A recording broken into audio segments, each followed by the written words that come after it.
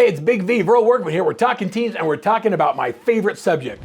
What does a real estate coach do? Well, we might have a little bit of insight on that.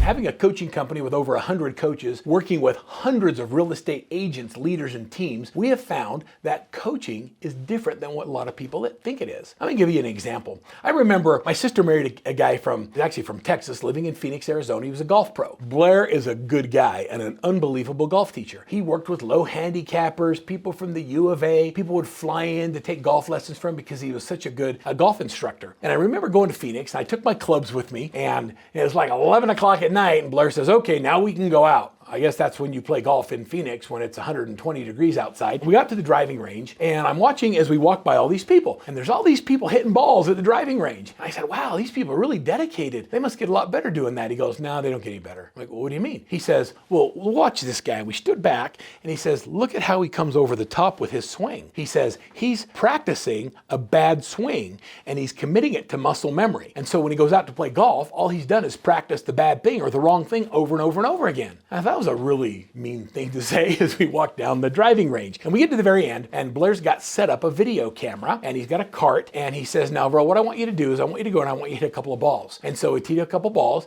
and I took a swing, and then I took another swing, and then I went back, and he played in slow motion for me what my swing looked like. And it wasn't very good. And then he says, okay, now here's what I'd like you to do. Instead of looking at the ball, which is how you're trained, always keep your eye on the ball, I want you to look at this spot 1 inch back and 2 inches in from the ball. And he put a tee there. And he says, I want you to swing at the tee. I'm like, that doesn't make any sense to me. If I swing at the tee, I'm going to miss the ball. He says, trust me. And so as I stepped up and I looked down, I took the swing and I swung inside and hit that ball. And when I looked at the tee, what happened is it got my club on the right plane prior to impact. And so when I hit the ball, it was exactly where it should be, and my ball took off. And it was the most beautiful golf shot I've ever made. That's when coaching took on a different perspective for me. That's when I realized that a coach sees your game from a different perspective. And then they have skills and they have ways of giving you to look at the right things to get a predictable result. You see, coaching to me isn't making someone do something they don't want to do. Have you ever had a conversation with someone where you say, well, you know, it's almost like I can't see the forest for the trees. Have you ever used that phrase before?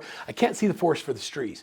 And the people that are there with you, giving you directions on how to get out, are in the same forest, and they can't find a clear way out either. See, what a coach is a coach it's like having a drone above the forest that has a clear vision of the entire forest, and they can see all the paths. And you've got them on a microphone and a headset, and they can see exactly where you are and where you want to go, and they see a clear path out. A great coach sees with clarity where you are, where you want to go, and they help you lay out the path to get you there. See, at Workman Success System, we don't advertise for coaches. We don't go out and look for coaches. We train and develop our clients first, and then when the client has a high level of execution and they have great life balance, their coach says, oh my gosh, we're so proud of you, you're doing great, and it looks like you have some free time in your life. Would you consider giving back to others? And then the client says, yeah, I'd like to become a coach. And then they go through an intense hundreds of hours of training to become a Workman coach. They learn the systems, the why behind the systems, and they learn how to communicate people with emotional intelligence to be able to make changes in their life that they've felt stuck their entire life not moving forward. A great coach has been a doer of the game. They've been in the game, they've played the game, they know what to do, they've made the many of the mistakes that you're making, and now they're helping you because they've been down that road before. So what a great coach does is they step by step walk alongside of you as you're moving towards your goals. And they have a clear path going forward, before, during, and after. So where are you today? Where's your business right now, and where do you want to go? If you're at 100,000 and you want to go to 250, I'm going to give you a coach that's already performing at a level higher than where you want to go. If you're making $250,000 and you want to go to $500,000, well, I'm going to give you a higher level coach, and they're going to take you to the next level. If you're 7 figures and you want to go to the next level, I'm going to give you someone only that is either producing or coaching other people at a level beyond where you're trying to get. You see, if you're the smartest person in the room, you might possibly be in the wrong room. At Workman Success System, coaching for us is life-changing because we focus on family, friends, faith, fun, fitness, and we focus on your financials. And when I say we focus on the financials, I want you to just imagine every possible tool, system, and process that you need to succeed at the highest level in real estate, and then just plugging yourself into the system. So, are you ready to be coached? Are you coachable? Those are two really hard questions. So how do you determine whether or not you're coachable? Here's some of the questions that I'm going to ask you. Number one, have you ever been on a team where your team performed at a higher level because of excellent coaching? What was your attitude towards the coach? Did you trust the coach? Did you believe the coach? Did you do what the coach said? If the answer is yes, good chance you're coachable.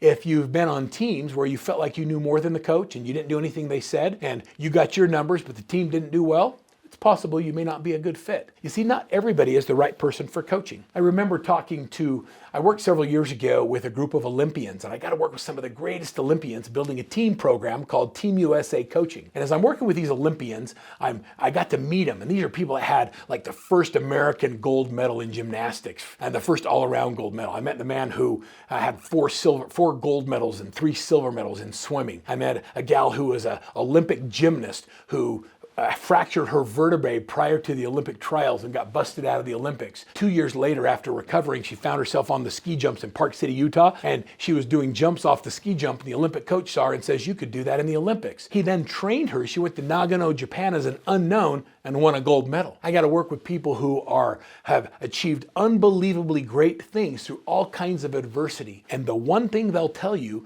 that they all had in common is great coaches in the process. A coach in their ear, in their headset. I remember Nikki telling me before she competed in Nagano, Japan and won her gold medal in the ski jump, she says, "I remember being at the top of the ski hill and the Japanese favorite who was up before her was favored to win the gold medal, had a really high score on her previous jump, didn't need to make this jump, and there was a massive crosswind." Now, can you imagine going down a ramp as fast as they were, hitting that jump, being shot into the air, and then having a crosswind? And you got to do triple flipping, backflip, twist, and then land that sucker, go like this, and hope to win a medal. Like, that freaks me out just thinking about it. She sees the #1 jumper in the world, and she's from Japan, and she gets up there, and she's got her helmet on, and she's talking to her coach, and she goes down, and she goes to hit the jump, and right before the jump, she takes the bailout lane because the fear of the wind causes her to bail. All Nikki has to do now is she has to nail her jump, and she can win. Like, no one's expected this. She's not expected to win. She doesn't believe she has the confidence to do it.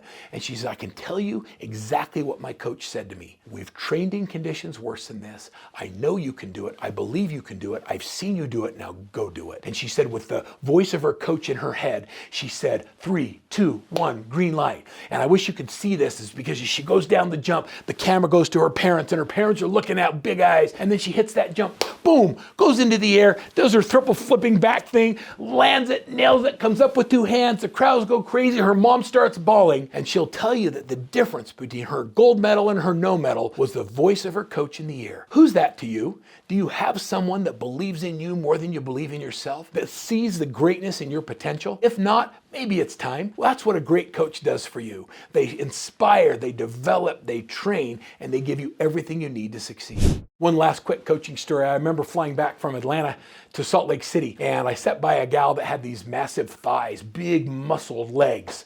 And I asked her, "Well, are you a skier?" She says, "I ski a little bit." And I says, "What are you doing in Salt Lake?" She says, "Well, we're prepping for the Olympics." Happened to be one of the greatest skiers of all time. And I asked her name was Peekaboo Street. And I said to Peekaboo Street, I said, "Peekaboo, how has coaching impacted your life?" And she says, "Well, which one?" I go, "What do you mean?" She says, "I have a fitness coach, I have a mindset coach, I have an equipment coach, I have a slalom coach, I have a coach for when I'm in the ice, and I have a coach for when I'm in the powder." I'm like, holy cow. She says, "Coaching is so important to me that I have coaches for every important aspect of my life, not just one, not just a slalom coach." And I've thought about that conversation forever, because I think about who we are to our clients and the responsibility we have to do the right things. As the owner of a coaching company, I believe it's my responsibility to make sure that our coaches are the best trained in the industry to help you accomplish whatever it is you want to accomplish in your business, and not do it at the expense of the things that matter most in your life. If we help you succeed in business, but you fail in your family,